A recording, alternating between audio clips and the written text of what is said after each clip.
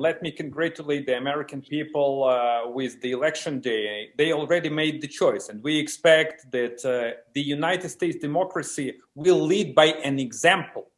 This is the test for the United States, and this is the test for the free world. And I strongly believe that the US will show its leadership. And as soon as possible, we will know who is to be the next president of the United States. Because Ukrainian people are focused on your elections, sometimes even more than on the local elections in Ukraine. Much depends on who is to be the next president, but it's up to the American people to decide, and that's great. Here is the thing. The incumbent administration had a clear-cut action plan how to work with Ukraine.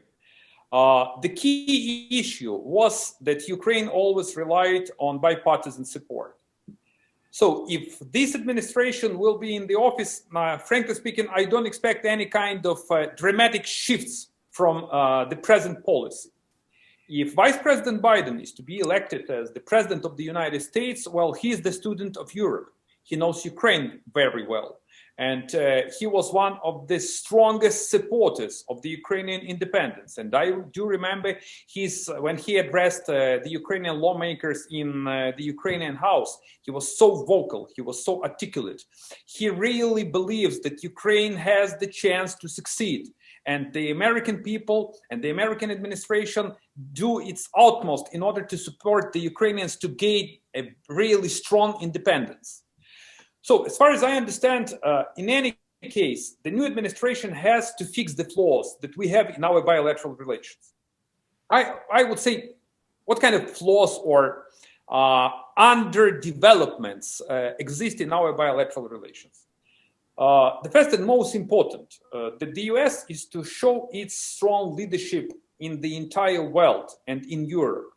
And in my humble opinion, that the new administration is to establish with the European Union a high-profile task force to support the Eastern Europe and to support mainly Ukraine, Moldova, Belarus, Georgia, to first become the member of the European Union and then to join the NATO. This is to be a kind of new Marshall Plan for the Eastern Europe. And this to be a key priority on the international scene for the new US administration. The second issue is that that's crucial for us to have our American partners in the Minsk process. Let me remind you that we had the Geneva format when Americans were part of the way how to restore territorial integrity of Ukraine. Then we shifted to Minsk. The new administration definitely is to consider an option to join the Minsk group or to join the efforts how to press on Russia to implement the Minsk deal and how to restore the territorial integrity of Ukraine.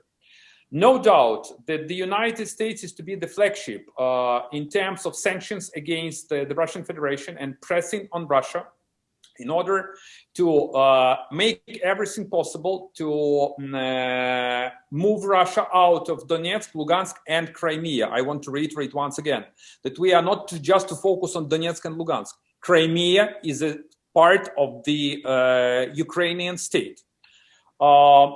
It's important for us to have a military cooperation between the United States and Ukraine, lethal and non-lethal weapon, in order to defend the Ukrainian mainland, would be a key priority for Ukraine, and we expect that the new administration will be on the same page with the Ukrainian authorities.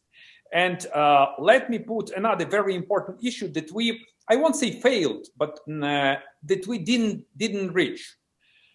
It seems to me that we need to launch an impressive economic agenda between the US and Ukraine. And this economic agenda is to comprise financial sector, industrial sector, anti-corruption efforts, because you can't have investors having corrupted cores or corrupted officials.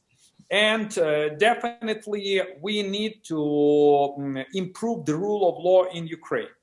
So I believe that this would be an action plan for Ukraine and US. No doubt that the new president of the United States will be more focused on its domestic agenda. But in terms of international leadership, we expect that the US is to show real strong international leadership with the new president of the United States.